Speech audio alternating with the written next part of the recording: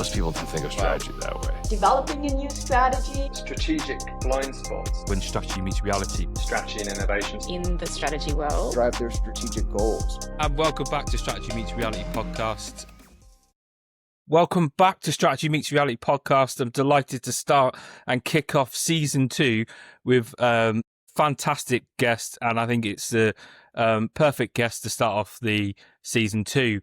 Today I have Stephen Bungay, the author of The Art of Action. You can see this has followed me quite a lot in my military career when I first picked up this book, and it's guided me through quite a lot. So it's great to have you on today, Stephen. Well, thank you very much. That book came out in 2010, but I've been doing a lot of this and that before that. I first went into business by joining the Boston Consulting Group in 1981. And they were then a strategy boutique. And so I learned about strategy and really about nothing else. And they had the attitude at the time that execution or implementation, as it was called, was all rather boring and the client should get on with that. We produce these fancy strategies that will sit on the shelf and so on. And after a little while, we began to realize that maybe that wasn't entirely true. And things began to change internally. I became a member of something called the Organization Practice Group, which was about change, really, producing organizational change.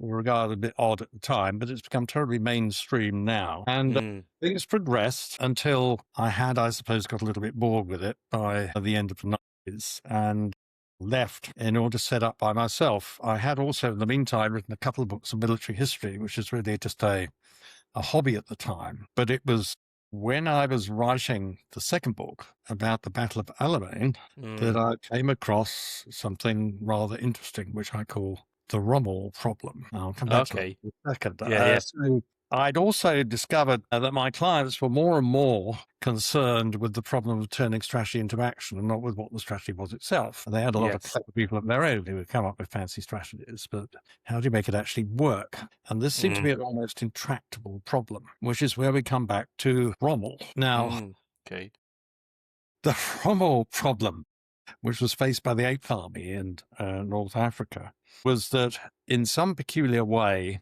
he, being an extraordinary military genius, was able to turn up in the desert and within about a week had turned 45,000 normally rigid, procedure-orientated Germans and 55,000 totally incompetent Italians under his command into fast-moving, improvisatory individuals full of initiative who were running rings around the Eighth Army. And they found this very difficult to explain.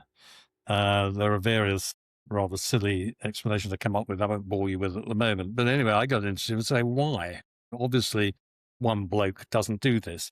And I discovered that, in fact, Rommel was a practitioner of what I can say is a concept of leadership and an organizational process, which he had not invented, but was in fact deeply rooted in the German army of 1942 and goes back well before then to the middle of the 19th century and the Prussian army, which encouraged individual initiative on the part of officers. Doing nothing is worse than doing something. And they did this because they had suffered a disaster at the hands of Napoleon at Jena in 1807. They thought, that's not going to happen again. The problem being that their officers were just passive. They were sitting there waiting for orders while the French were running all over them. And so they encouraged individual initiative, but found that they had a problem in that they were losing control. But they couldn't establish control by issuing detailed orders again, or you get rid of all the initiative, and they need the initiative. So my hero, Field Marshal Helmut von Moltke, a very unlikely looking chap to be a military leader. So he's my hero too. I think many people who've watched his podcast will know I've mentioned him probably every episode. Yeah, absolutely. He's famous for no plans for contact with the enemy. Anyway, he managed to win the two major wars of the 19th century, first against Austro-Hungary in 1966 and against France in 1870, both in about 6 weeks, the original Blitzkrieg. And he encouraged individual initiative, but he said, now we are going to give orders in a very different way. In fact, it's so different that we're not going to call them orders anymore. We're going to call them directives. And an order tells you what to do and how. and a directive tells you what to achieve and why. And Yes. the German word for a thing you have to achieve and why is Auftrag. A Yes. task is an Aufgabe. You give children Hausaufgaben. That's their homework. You don't give them Hausaufträge. An Auftrag is usually used in the military today in the English-speaking world as mission. Yes. So here we can see the original term Auftragstaktik, German, which was then embedded not only in the Prussian army, but then the German army that succeeded it, and brought to quite a high pitch by the end of the 90s. And the British and Americans were sort of wondering in 1945, amongst other things, why it had taken the two post-war superpowers plus the British army 4 years to defeat Germany. And worked out that this was one of the reasons.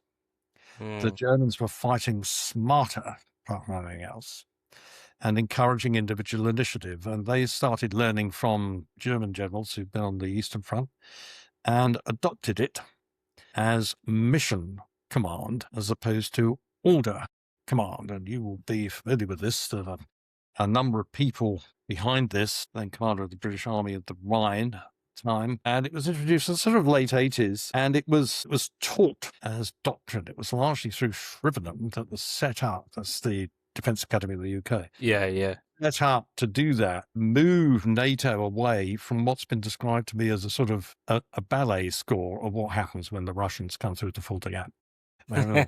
Plays and the music plays and bang, this is what you do. To this flexible response. And it is now, I believe, standard doctrine across the armed forces and NATO. Although I have to say, it depends very much what particular unit you are in and who your commanding officer is, the extent to which that has always been the case. That was true in the German army as well. But anyway, I picked this up and I thought, well, bloody hell, if the army can do it, why can't businesses do it? This is exactly what businesses need. Hence the book, which is translating Auftragstaktik / mission command into business terms. And since then, I spent most of my time helping companies actually put it into action. Yeah. Which is actually not as straightforward as you might think. It involves building some skills, which takes effort, particularly at the beginning, but which universally pays off. I have to say, I think I haven't had a failure yet. That's good. Yeah, I'm not surprised. There's so much context there about mission command, and a few things ring really true. One is about, especially the military, in my experience, I said some leaders that really embraced it and it was really good. Other leaders had a really low tolerance for risk and then thus trust. And mission command wasn't it, it was control. But when you're in that environment and mission command is in full play and you've got initiative, you've got clear, unambiguous intent, really saying what I want and why, you can see how it works. You can see actually it's so much quicker and adaptable. The challenge is always thinking about, well, what stops us, we won't talk about military terms, but in sense of business, what stops businesses from applying it? Because it makes sense. But where's the struggle? They have very different traditions. I think business suffers a great deal from the influence of macroeconomics based on mathematical models. And above all, my big bugbear, so if Malta's my hero, my nemesis is Frederick Winslow Taylor, who incidentally I think has been proven today to have been a complete fraud. Pig iron experiment he did, he just fudged all the numbers.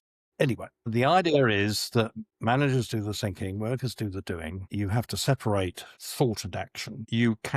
There is but one right way, and you can, in principle, know everything you need to know to create complete efficiency. Yes. This worked terribly well for Henry Ford in producing Model T Fords, but they were all Model Ts and they were all black. So it's a great one to run an assembly line. Essentially, you're turning people into robots, and most assembly lines now are indeed run by robots. The consequence. There's a few people started pointing out some time ago, like Peter Drucker, as long ago as 1955, there are a lot of other things that go on in their business that are not open to that sort of regimented process orientation, and where you actually need human brains, actually rather good human brains, stand on constantly and looking for new ways of doing it. That's how innovation takes place. Yeah. And, I've tried to sort of expunge Taylor, but he still stalks the corridor. His ghost still stalks the corridor. Yeah. And I think it takes a major disaster for that to change.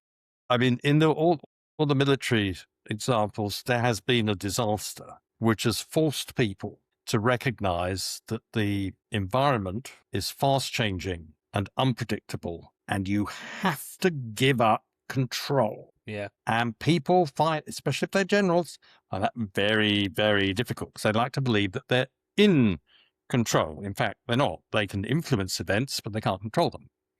Yes. That's clouds of it's friction. Now, executives, unfortunately, are still in that sort of position, and there hasn't been a Napoleon to beat a lot of them up, which is maybe what they need. Although sometimes you would have prices collapse.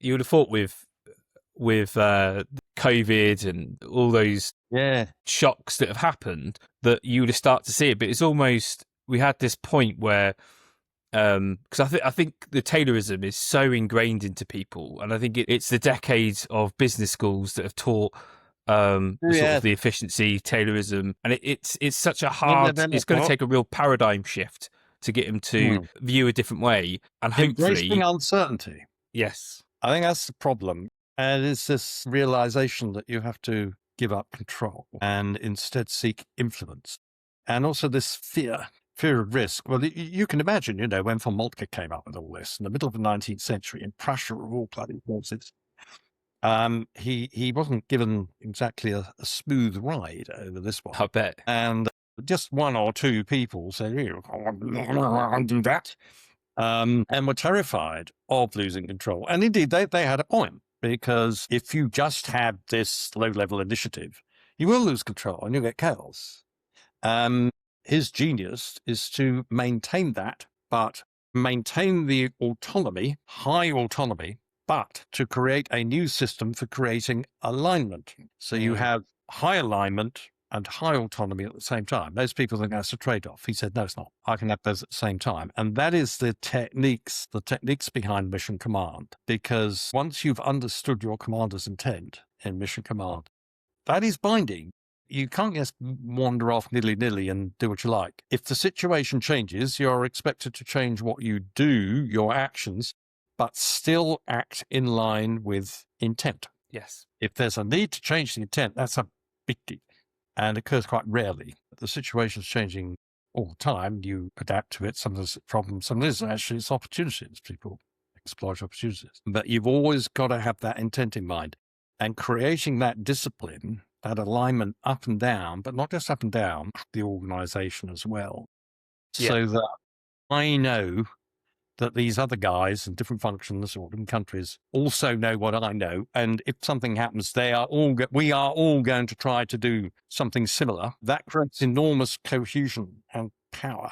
So you have adaptability and cohesion at the same time. And that's priceless. Yes.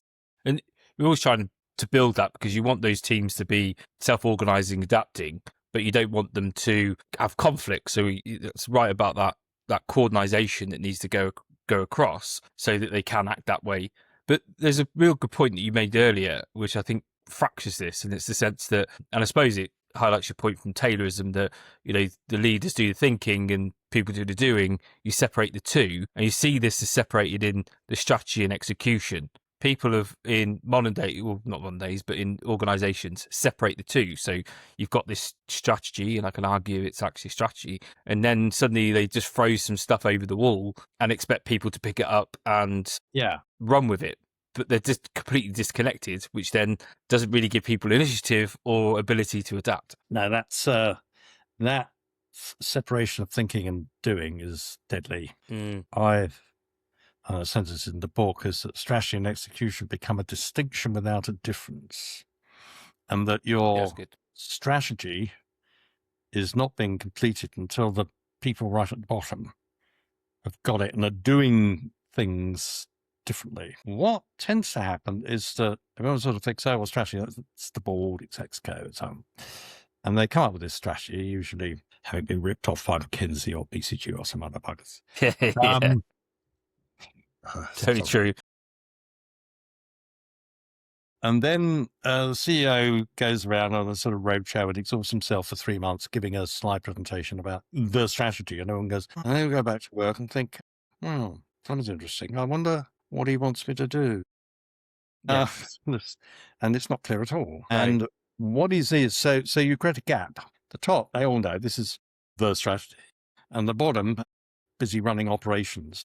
Well, maybe I wonder what it's got to do with me. And you've got to fill in the layers in between. The CEO can tell you till he's blue in the face about whatever the hell it is at his level. What people tend to do is to make the mistake of demanding that he or some other people go into more detail. They always say the strategy is not clear. I don't know. Well, I mean, you can go on forever and ever going into detail. Actually, what they mean is not I lack detail, but I do not know how to make a choice if it is forced upon me. I'm unable to make trade-offs because one thing a strategy should do is to say, we're going to do this and not that. And so this year, we're going for revenue growth, not margin. So grow revenue, whatever. Next year, we're going to go for margin development, and you can keep growth flat or whatever it is, right? Whatever the trade-off is, it must be clear. This is a service business, not a product business. The important people are our installers, not the general public, because they make the decisions, the purchasing decisions.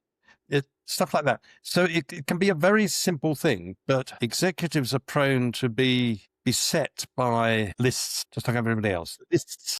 Yes. Objectives and, I don't know, the balance scorecards and don't get me on. God, yeah. And all this sort of crap. And you can't, this is a useful way of going shopping, but they're not a useful way of getting strategy. You've got to think about what the higher intent is and think to yourself, okay, I'm in this situation, this unexpected situation. I've got a choice to make. Which way should I go? And if the strategy is clear, it'll give you the answer. And in order to make it clear, it has to come not just from the top, but the next level down has to think about, okay, so what are the implications for, marketing? What are the implications for production? And then the next level, okay, what are the implications for marketing in Asia Pacific? And so on. And then I get down to, I'm the country manager for Thailand. Okay, so what, I got this big client who's making a lot of fuss, but I've also got this thing about developing new technology. And if I take people off to deal with the client, I can't do the technology. What am I going to do? Yeah. Right? If the strategy is clear, there's an answer. And if not, there's just confusion and paralysis first. Yeah. And confusion. I think that's the danger, isn't it? Paralysis, because as we recognise and Rommel recognised and Von Mogda that you could do nothing, but the world around you, the environment is still going to move. It's going to move. So it's regardless of what you do. But the more then you allow it to move into paralysis, the more then you're forced to react to circumstances forced upon you, rather than creating opportunities or seizing opportunities. And I think this still persists with this disconnection between thinking and doing. And in mission command, the power is in the interpretation, like structured into mission command, that I will give you my intent. I'm going to allow you to go away, interpret what you mean is, I think Clausewitz talked about it in the friction and the misinformation transfer. And actually, we're going to make sure that we are aligned. And then that gives you the understanding, and then gives you what you need to be able to adapt to your context. So what you've just said, it reminds me of a model I use in the book to transition from Clausewitz, who explains the problem, friction, which has been summarized as, shit happens all the time, right? When everything goes wrong, it's gone normal, right? And I've had a little model called 3 gaps. So Clausewitz's first gap is the knowledge gap. You never know as much as you'd like to know. So you somehow got to make a judgment call on the basis of what you do know and grasping the essential point. And then you've got a communication issue. You have to pass that on and make sure that the next level down has got it. And the only way to do that is to have a discussion with them, ask them to go away, think about it, and then come back and tell you what they're going to do as a result. So you brief them, and that is then followed by a back briefing. They brief you back. Yeah. A very simple thing. And you have to complete that loop. Communication is a loop. It's not a line coming from the top. And then, there we are, you've got it. Okay, off you go. send me an email when you're done. No. And you have to have agreed that is, in fact, what I wanted you to do, and you're going to do it. And so now off you go. And when you go off, you have the intent will give you a set of boundaries, an area of freedom within which you are free to act. In fact, you are expected to act if the situation changes, but it's also obviously an area of freedom has boundaries, and you mustn't overstep them. So that's how you get the cohesion and the adaptability at the same time. But this is Some people are very scared by that. yeah. They're scared by giving. I'm amazed actually in business organizations how people will spend hundreds and hundreds of thousands hiring, really high powered, brilliant people, and then treat them like idiots. Yeah. Whereas they can't trust them. No, and it's also there's that also the structural point around that they, like you said, there's boundaries or constraints. You put it. There's clear roles, but when these are unclear, they'll then obviously spend more money on internal communications teams to try and to communicate the intent that should be in the role of the leader to be able to communicate, Yes. not some massive internal team that will dumb down things for you and produce masses of PowerPoints and memos and then videos. So I've seen all this crap. What matters to most people is what their immediate boss wants them to do. And that's why I hesitate to call it a cascade, but it's kind of like a cascade. I prefer to think of it as an act of translation or unpacking the meaning, the implied meaning of commander's intent to the exco's intent, to my functional head's intent, to my regional head's intent, to me, and I get it from the guy above. Yeah. One of the clever things the military have done, I've said you have to think 2 levels up.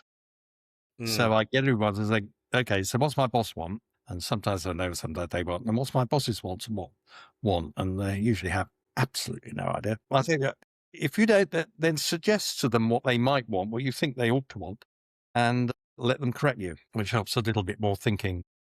Yeah, I think this comes to your point earlier around that loop. So the backbrief in the loop, and then the linear is not linear, it's a loop, which is completely right. One, that never exists. And 2, that's where I didn't like using the term cascade either, but that comes sort of the dogma in people and leaders' heads that I've told them they should tell the next one and the next one.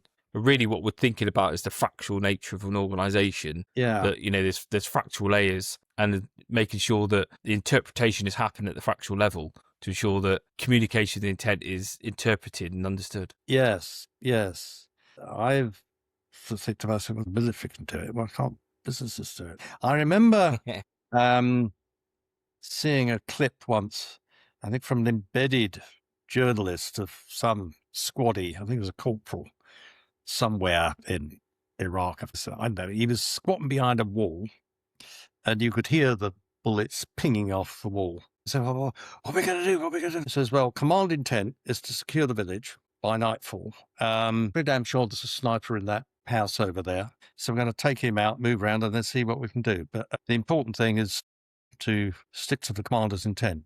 The commander, of course, didn't know about the sniper, but didn't want anything else. That's his job. That's the corporal's job. Yeah. And his squaddies. And so he quickly gets, you guys, Charlie, went around that way, that way, covering fire, and, all that stuff. And that's it in action. He doesn't sit there thinking, no. But this is where, right, you said earlier, and it is completely right about they got the freedom of action, and they're expected to own that freedom. Yes. But I think there's, to your point about treating people like idiots, is that I find too often that people start to impose, or leaders start to impose, in people's freedoms. Yes. They don't allow them to have that freedom because they've already started to define how. So in your situation, the soldier, even though he can blatantly see that there's a sniper there and he needs to deal with that first, someone else that's not in the context, doesn't understand that information, is telling him, no, I want you to go straight on. I want you to do this now. Yeah. And I think that's the challenge, that you've got to enable people to have that freedom. This is really all about people. And I come across 2 problems with people. One is the senior people who can't give up control. Mm. And sometimes they really want to, and they don't know that they're not. Example I'd like to use, sort of theoretical example, I suppose, is we've got to cross the river, build a bridge. If they go, why do we need to build a bridge? Maybe if we made us some boats, maybe if we look a bit further up, the river's actually quite shallow and we can ford across. We don't need any of this crap at all. But the temptation of the senior guy is that I've thought of a solution, build a bridge. Yes. And so he doesn't say, work out how to get across the river, which is what he ought to say. He gives them his solution instead of giving them the problem.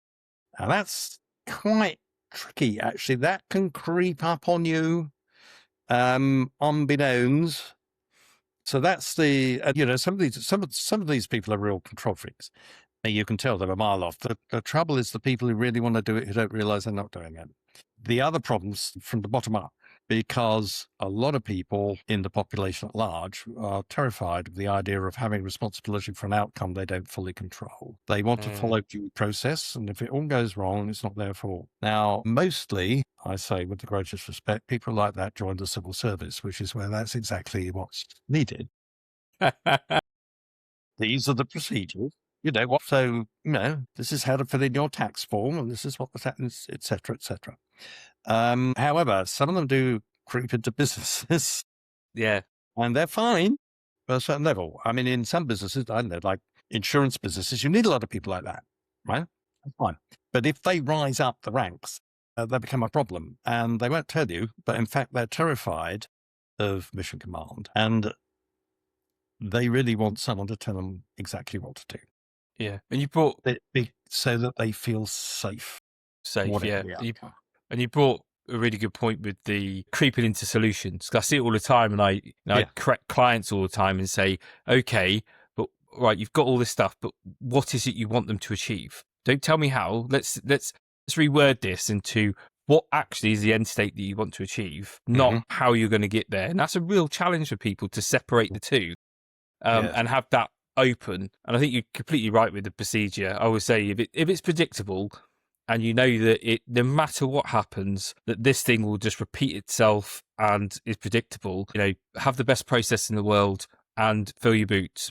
Right. Majority of the time, the things we do aren't predictable. They're not going to be predictable. So why waste the energy trying to recreate a process when you don't need to? Just give some principles. Yeah. So because you raise the point of SOPs, a standard operating procedure. Moltke was also hot on those. They are very valuable as long as they are your slaves, and they're terrible if they become your masters. So I don't know. Tend to creep to be. I told my Royal Marines, Corporal, form a roadblock, and the word roadblock means something. It's got a kick in it. There's a machine gun there. Something. Everybody, the corporal, the privates know what a roadblock is, so nobody has to supervise them. You don't get an officer involved, and he knows that they know, and they'll do it. But what you then do with your roadblocks, or what happens if, I don't know, a load of bad guys suddenly turn up on your right flank unexpectedly, there's no SAP for that. Yeah. And so you need them both. And so you've got to distinguish this sort of low level, this tactical level, from this era of freedom above, strategy on top. But people tend not to do that. It's remarkable how much common sense is not common practice.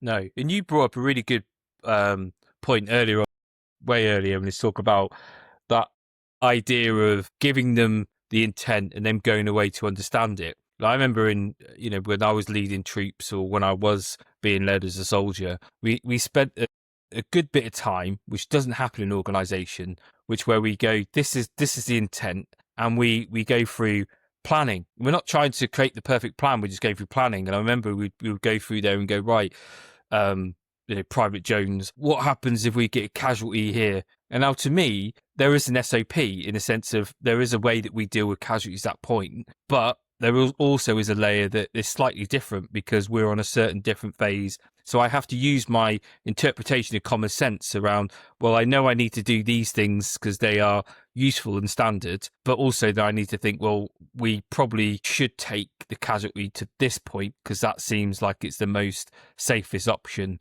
And there's exactly that point you're talking about. There is that underlying bit that helps me with the cognitive task of it, but then that leaves me space to think about, well, what's different here and how do I need to adapt it? Mm. It doesn't happen in And business. he'd be quite rigorous about how they go through that. I remember talking to a Royal Marines major who was in Iraq. He says one night he suddenly got a call and he was told to take his company and occupy a village that was about 10 kilometers away. And so he said, I literally sat down on a tank turret with a fag packet and wrote down command intent and thought it through for about 10 minutes. He had half an hour that he got his guys in and they discussed it for 10 minutes because you can imagine at night, right? So there's engineers using one road and there's the guy, how much of this thing where it's got to be, and then they left in 30, and he always said that's a third. So it's a third for my guys, I think, and then action, really pulling it through at that micro level. And they did take the village. Oh, well, so he told me without any casualties. Yeah. That's the thing. I've always said that what I found most difficult transitioning from military into civilian world is that I've always grown up because I joined the army as 17-year-old boy. I grew up assuming that everything will be chaos. Yeah, and then as I adapt, where that's I find the basic assumption. Yes, that's the basic assumption. Everything's going to be chaos. No, as von Moltke famously said, no plan survives contact with the enemy. And then you come into the civilian world, business, and it's not. And I try to distinguish when I say this. I'm not saying it's civilians, it's the people. It's the structure, the structure, doctrine that's been brought in that views the world as stable and predictable, and we need to produce these reports and these PowerPoints and all this stuff because that's what we should do. And if the world is stable and predictable, then all you need is compliance. That's generally what you get. And I remember talking to a friend of mine who was in the Royal Navy submarines for 20 years. His first assignment was to go to the Falklands and get bombed. Anyway, he survived that. And so I think that may be why I decided to go on submarines after that and like surface ships. Yeah, I bet he was a medic, actually. And I asked him once, he said, what's the biggest difference? He was working in a pharmaceutical company, which is where I met him. What's the biggest difference between the civilian and military life? He said, I'm astonished how compliant civilians are. Yeah. He said, if you're, a mile or two below the Antarctic and someone with an extra flight policy tells you to do something that you think's a bit stupid, you don't half ask some tough questions. Yeah. I think the submariners do have this rather maverick culture, actually. Again, there are a lot of cultural things that come down to different units and different parts of the Army, the Navy, and the Air Force, and so on. I mean, the Air Force finds it hardest, I think, because it's learning how to fly a fast jet. It's all about procedures and checks. Yeah. And if you don't do that, you die fairly soon. Whereas I think if you take, the parrots, they know the first thing that's going to happen to them is they're going to jump out of a plane at night and hit the ground to break a leg and not know where the fuck they are. And yet they've got or where their mates are. And yet they've got to do something and they've got 2 hours to do it, And that's always been the case. And they've always talked about airborne initiative, right back in the Second World War, when the British Army was very much order command, only after all. So there have always been these exceptions, and there still are. We do have the thing where, lawful command. We don't have to. We have to obey anything that's not a lawful command. And in the Doctrine of Mission Command, it says there to, you challenge, and I've done it before in my career. You challenge, or seek clarity around certain orders that we've been given. Yes, indeed. Are you sure you want me to do that and not do this? And it's always for the betterment of the intent. But I find the sort of perspective of the military is that I think they see the guards in their red tunics and their bearskins on the parade, like with position, doing exactly what they're told. And I think they assume that that's the military rather than what we are actually is a very adaptable organization. Yeah, it's a big difference between operations and non-operations, which is actually, for people I've talked to, it can be quite hard to manage. When I'm in barracks, I need permission to roll up my sleeves. And then we go on op, and it's mission command. And I think an advantage that business has is that there is no distinction. They're always on operations. These and they don't have to go off and trade. They're doing it all the time. So they ought to find it easier because there's constant practice. Yeah. I found that they, once people have got it, it takes a little while for people to get it. They really go off the work I do is with quite creative people, like sort of R&D. Very, very clever people. I mean, scientists, with double PhDs and Christ knows what. They still have to work very hard to get this. And you get these really abstruse conversations about what the intent really is and what it really should be. They lose me after 10 minutes, of course, and the acronyms creep in. But, they come out really refreshed. Or indeed, it's a good job we talked about that because I was going to do this and you thought I was going to do that. And in 6 months' time, we'd have been in deep doo-doo because we thought we're clear the traps is, I'm absolutely clear, you're absolutely clear, but we're clear about completely different things. Yeah. Our clarity relates to something Yeah. because we never talked about it. No. And so I use this phrase, common shared understanding, as the sort of touchstone of clarity of intent, right up and down, but and across the organization as well. You see it, we're quite lazy. I see it all the time when I'm working with executives. They'll say something and they go, oh, everyone understand, and everyone's like, yeah, I understand, but they do understand from their perspective. It doesn't mean that they have like you said, a common shared understanding of what's been common, and that's the gap. So then we just go, well, they know. So when they go off and do something that's different to what I expected, then I start to think that they're at fault. Yeah. And I put more controls in place. Yes. Yeah. So when the three gaps open up their hideous wide mouths and people fall into them, the response is normally to tighten up control. Yes. Seek more information, give more detailed instructions, and have review meetings every 2 weeks instead of every month. And of course, this paralyzes the organization. It makes everything worse and focuses it inward instead of outward, achieving the outcomes you really want. Yeah, I mean, it's a fascinating topic, and I suppose something of a legacy. But the problem in business is that our legacy is Taylor, and you've got to root the bugger out, really. Yes. And that's, I agree. But I think one of the great things about Mission Command is that it gives people an alternative. I think Taylorism has been around for so long because, well, what else are you supposed to do? Yeah, I suppose that comes from now we know that there's no excuse anymore. Now we know what what the alternative is.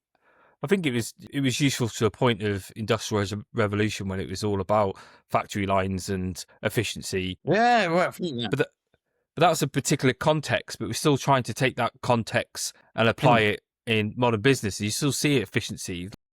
It doesn't take long to hang around when someone's had Deloitte or KPMG or someone in there, and their alternative straight away to any problem is to let's reduce numbers, and it's all about cost. But there's no that comes that internal look where we get problems, we come internalized. We don't look outwards. We're not looking at the terrain to see where the advantage is, where we need to position ourselves. What does that mean? Do we have the capabilities for that? And I think that's where we really do need to think about adapting. About how do we understand Mission Command? How do we make it relevant? And what does that mean to our modern practice? I had an interesting experience doing this with executives. So I take them through the strategy briefing. So it's 5 questions basically. And the first question is, what's the context? And then what's the higher intent? What's my intent? What are the tasks I want my people to carry out? And then what are the boundary conditions? And they produce drafts and I spend an hour talking through them. And there's one more month.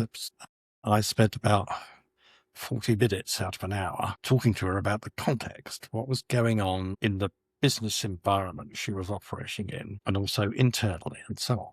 And then we covered the other bits, which actually flowed out quite easily once that was clear. Anyway, so a little while later, we were all having sort of feedback about how things had gone with their people. And she said, well, I had a bit of a learning experience. I said, I was getting a bit frustrated, frankly, in my conversation with Stephen, because he was going on and on and on about the bloody context, which I sort of know that's my daily life now. And what I wanted to do was to get my people busy. Question 4, what are the implied tasks? Okay, you do that, you do that, you do that. Yes, bing, job done. And when I talked to my people, I discovered what she called an almost unquenchable thirst for context. They had no idea what was going on in the world around Yeah. them, Yeah. which is my daily reality. And because I realised down there, not that far below, right? But down there, you're not. There's just stuff you're doing all the time. You're doing stuff. Again, we're getting Taylor creeping back in, you see, surreptitiously. These guys are forced to not think, as it were. They're Yes. forced to do. Yeah. When we hire people, we expect them to do stuff. And a problem that executives have as they move up more is that they're paid more and more for thinking and less for doing. And if they think hard enough, the doing bit that other people need to do becomes kind of obvious. And she said that was a bit of a revelation for me and has changed the way I lead people now. Well, I often challenge teams. I see it all the time. You know, I get sort of fed up with these so-called strategy days that people say, or we took our team away for a strategy day and they're changing flipping tires on an F1 car, or go ape. And you're like, that's fine if you want to build familiarity and an experience that when they go back to the office they can talk about as sort of a bonding thing. But if you want something useful, you need to spend time, because we don't, because we just in businesses go and do stuff. We need to sit back and understand the context we're operating in. Understand, like you call it context, I call it situation. It's the same, it's semantic, but you must understand the situation you're operating in. So what are the risks? What's the internal factors? What are the external factors? All these things, because you may understand them, or you may think you understand them, but your team definitely won't. Yeah. So one core concept used by all the military is situational awareness. And I noticed that is hardly part of business vocabulary, but it is in fact just as critical. If you look at the really big corporate disasters of the last 20 years, go back further, some colleagues of mine analyze this actually. The biggest single cause of disaster is senior people getting the context wrong, thinking one thing's happening when another thing is happening.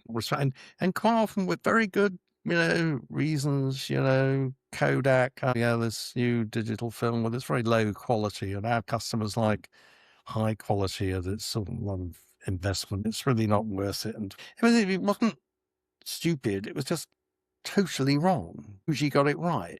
And that's the big, and we know where they are now, or not, as the Yeah. So, they get locked in. If you really want to spoil your day and everybody else's day, get the context wrong. Yeah. Well, this is the thing we talk about. John Boyd talks about his orientation, and it's this point is that what you view as the context limits what you'll see. And it's not until you sit back and you challenge those assumptions, and you're really challenging your perception of the context and what it is, then you can, especially if you do it with your team, because you're seeing from different perspectives, so you're going to see a little bit more. Yeah. But if you don't and you just assume, then you're then locked into looking for things only to confirm your belief, and you limit what's possible, you limit what you can see, and if you can't see it, you're going to miss it. And it's quite interesting, again, just a general observation for experience. People write things down in this question one, and I sort of read, wonder what's going on here. And what I tend to do is say, okay, so I've read what you've written here. Now, put this on one side for a second. Tell me what's going on in your business. And they are almost invariably far more eloquent. And I just sort of follow up. Why is that? So there is more competition coming in. So what's drawing the competitors in? Why are they getting into this? You've been telling me how difficult it all is. What is? It doesn't quite make sense. Well, and you go around, and then you end up with something so much richer than what was originally on the page. It's curious how stuff sort of stays in people's brains and goes round and round. And it's this discipline of writing a briefing or writing a statement of intent is really helpful, because it involves getting it out of here onto a page and then stepping back and looking at it and thinking, that's not quite right, actually. And then having to explain it to your people and having them comment on it. That's terribly fruitful. And it means you don't carry this burden of worry around, there's this and there's that going on, there's that going on. Well, let's sort it, let's structure it, let's sort it out. I like the the sort of rule and discipline with a good intent is that, you know, someone should be able to pick it up and understand what you want without any further amplifying information, which I think, which I think is great, because I was witness to a strategy just when we started back, so the first week of January, and they showed me it, and wow, this thing was a monster, absolute monster. It was, I think, 100 and something pages long, and it was dense. And I was just like, yeah, no one's going to understand this, or at least remember anything pertinent to them in this point. Yeah, it was just too much. But we're used to that. Sounds like it was probably a plan on. Well, so you do this, you do that, will happen this, and then that will happen. I would have probably called it more wishful thinking, but I'm afraid that's what they usually are. Yeah. It's been fascinating to discover, and I always say to people, if you want to sort of understand mission command from a business perspective or in a way that makes sense to business, I always say go get your book. Well, that's very kind of you. Yeah, no, that was my intention in writing it. Yeah, it's definitely there. So when if you were to think now about what would you like people to think about from this podcast, what would you like to go away and think about from this podcast, or do? Doing this is harder than you think, but it's not impossible. It just involves learning how to give good direction, for example, which you might have thought was a basic thing taught in every business school. I can't think of a business school that does teach that, as a matter of fact. All sorts of other la-di-da stuff, but there we are. Keep at it. Keep persevering. You'll find it gets easier. Things will click into place bit by bit. I tell people when they're trying to write a good intent, it'll take 3 goes at least to get a good one. The first one's to brain dump and just let it come out. Don't try and fiddle around with it. The second one is structuring. This is what really matters. This is not it's on the list, but it's down there. And the third thing is refinement. And if you try and practice that, you will find that your life gets easier and your people get more productive. If you want to make a start, just keep it really simple. And the next time you meet one of your direct reports, don't tell them what you want them to do. Tell them what's going on and what you think their role is, and therefore what you'd like them to achieve. And ask them to go away and think about it and come and tell you. And you'll be amazed at what difference that makes. Yeah. Even that. Yeah. Really dead simple. I always say there's one thing that I could take, and if I could just inject into business, mission command would be that thing, especially business in a volatile, really uncertain environments. This is what they need. And one thing I love about it is it's not a fad. It wasn't invented yesterday. It's been tried and tested for centuries. It's been tested. It's developed in practice, which is a set of practices. And well, I can only end by agreeing with you wholeheartedly. That's what people need. Yeah. Thank you very much, friend. No.